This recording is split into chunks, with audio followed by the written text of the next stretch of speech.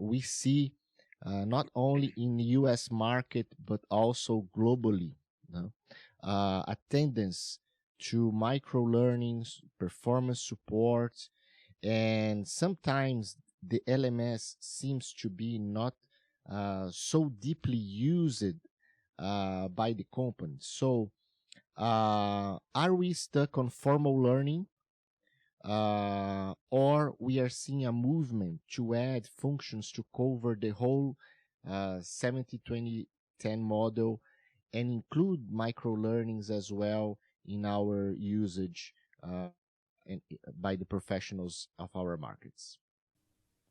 Good question, Michel. Good question. I think it's easy as a L&D professional to lose a perspective of what's happening in the LMS industry in general and in the global marketplace. Because once an organization has a learning management system, it's very easy not to look around and see what the market is doing or what the competition is doing, because organizations don't switch learning management systems very easily unless something is dramatically wrong.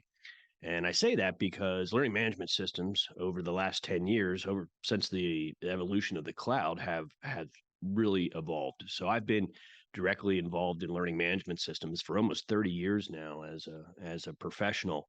And for many of those years, certainly for 20 of those years, LMSs were 100% in the formal learning space. So they worried about instructor-led training, scheduling classes and courses and sessions and instructors and equipment and rooms and making sure that's happening at a timely basis. And then it evolved into taking courses from an e-learning or online learning standpoint. And so, from a SCORM 1.2 or a XAPI perspective, but it's a course.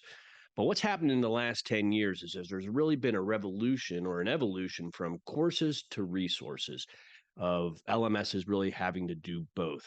And it's mandatory to do both. So LMSs still, especially for employee use, need to track employee compliance, who all the employees are, their jobs, their roles, their managers, their organizations, their locations, and make sure that they're consuming and completing the mandatory training that's in the organization. But as the 70-20-10 rule shows, much of an organization's knowledge is not contained within the formal courses, but through the informal interactions and social learning. So bit by bit by bit over the last 10 years, the learning system community has been moving in that direction, adding more social, interactive, gamification, learning, spaced repetition, smaller pieces of content, more micro learning into the equation to cover both learning styles, both that formal and that informal methodology.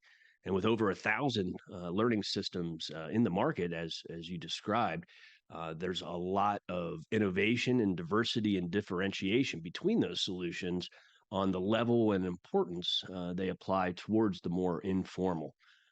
But in a nutshell, without a doubt, the learning system industry and the LMS industry is, in my opinion, is not rooted in formal learning anymore. They're making the migration. And a final point to that is there's a lot of organizations that are stuck on their old school learning management systems. So the ones that are probably the worst at informal learning are the names that you know the best, because they've been around for the longest and they were founded and designed and envisioned, long before the time of mobile, cloud, and social media.